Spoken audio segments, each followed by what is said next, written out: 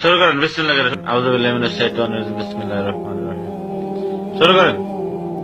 আযানের ব্যাপারটা, নামাজের ব্যাপারটা নাকি? না, নামাজের ব্যাপারটা হলো আমি এক মসজিদে ইমামতি নিছি। তখন ওই এলাকার আপনি নাকি আপনার বন্ধু বান্ধব?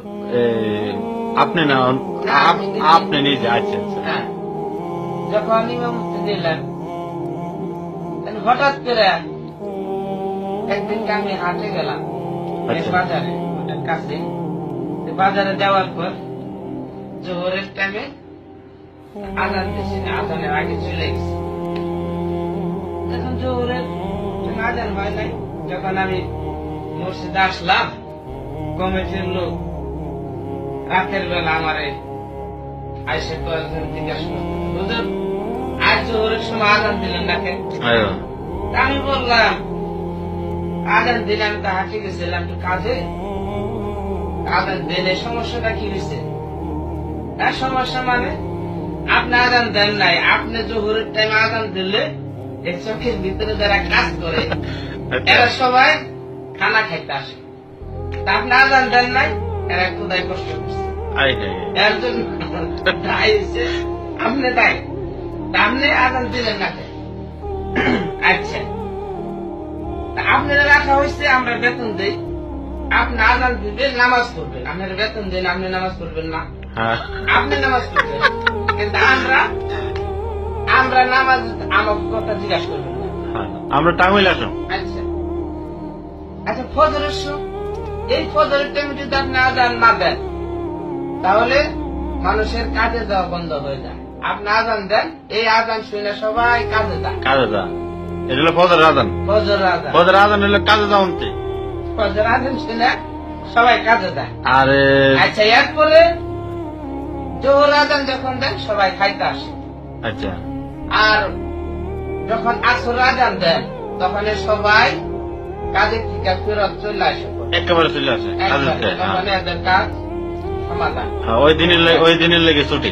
দেখো তখন বলতেছে আপনারা রাখা হয়েছে ঠিক মতন, আজান দেবেন, কারেন্ট চলে যায়, ব্যাটারি আছে, ব্যাটারি আজান দেবেন। আজান না দেন তাহলে আমাদের বিশাল সমস্যা। মাগরিবের সময়, মাগরিবের সময় তো আজান দিলে ওই যে বেটিরা বাটি বুটি ধরা। আচ্ছা আচ্ছা আচ্ছা। আচ্ছা, এটা বুঝতে পারলো সন্ধ্যা হয়েছে, বাটি ধরা সন্ধ্যা হয়ে গেছে, হুজুর আজান দিছে। হ্যাঁ, তখন দেখা গেছে যার বাড়িতে কারেন্ট লাল জ্বালাইলো, যার বাড়িতে কারেন্ট নাই সে বাতি ধরা। আচ্ছা। আর আচ্ছা, যখন কিনা মাস্টার শেষ হয়ে যায় আমার এই টাকাটা সাথে সাথে বলতে কি বলতো? নামাজ পড়ে, হ্যাঁ, এরা খাওয়া দাওয়া করে, তখন কাজ কাম থাকে না ওই সময়। টাইমে রাত হয়ে গেছে, এসারের নামাজের পরে তখন খাওয়া দাওয়া করে হেরা শুয়ে পড়ে। আচ্ছা, মাস্টার শেষ করলে আমার এই টাকাটা দেওয়া যায়, বেতন দিলা, বেতন ক্লিয়ার।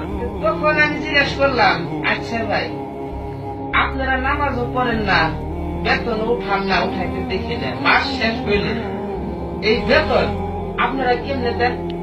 এত টাকা আমার মাসটা শেষ হইলে দেয়া দেন।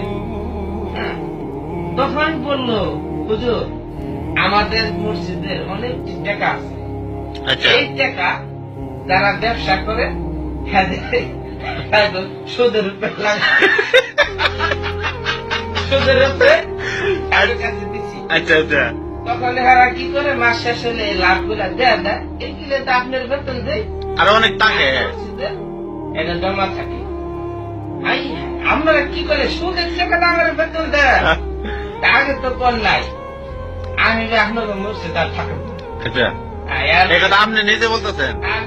আপনি নিজে চাকরি করছেন মসজিদে? ওখানে ইমাম। আচ্ছা আচ্ছা। আমাকে ভাই আপনারা এই সুদের চেয়ে আমার বেতন দেন, কোন সময় কর না তো? আমি তো কয়েক মাস হয়ে গেল, আমি দেখতেছি আপনারা মাসটা শেষ হলে বেতন দেওয়া দেন, কেউ নামাজ পড়তে আসে না, সকালবেলা খালি পোলাপান করতে আসে। তারপর পোলাপান কেউ জন্য পড়তে আসে, হুজুর মেয়েরা বড় হয়ে গেলে বিয়ে আসলে জিজ্ঞাসা করে কোরআন শরীফ পড়তে পারো কিনা।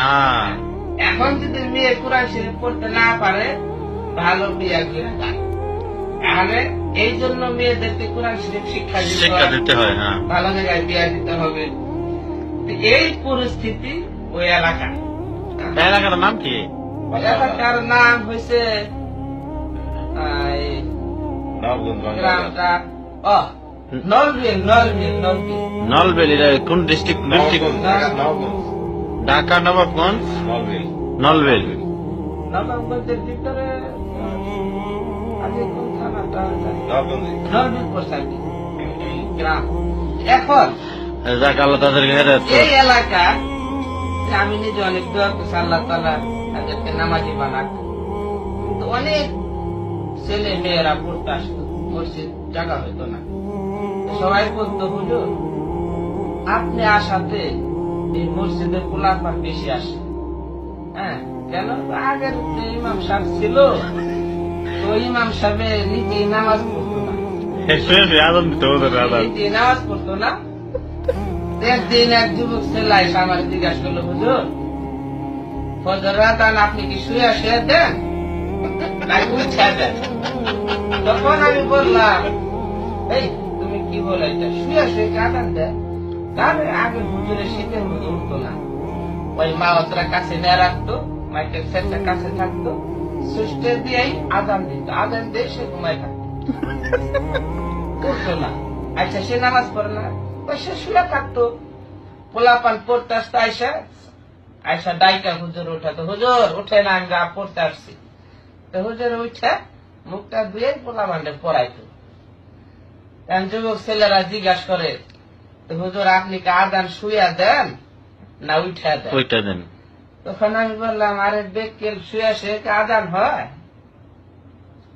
এই পরিস্থিতি ওই এলাকায়। আমি যাওয়ার পর আল্লাহ রহমতে অনেকটাই সুযোগ সুবিধা হয়েছে, মানুষের নামাজের জন্য ডাকছি।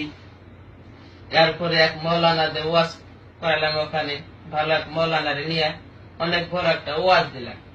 তখন এই মুরব্বীরা বললো, আরে হুজুর আপনি যে ব্যবস্থা নিচ্ছেন টাকা পয়সা দেবো কারা?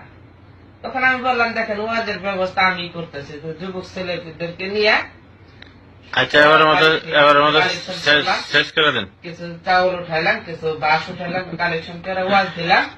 তো ভালো ওয়াজ হইলো, তো কিছু টাকা পয়সা মসজিদের জন্য উঠলো। তো মুরব্বীরা বললো, হুজুর আমরা মসজিদ দিছি পরে থেকে কোনোদিন এই মসজিদ ওয়াজ হয় না, তা আপনি আসার পরে আমরা একটা বার ওয়াজ শুনলাম।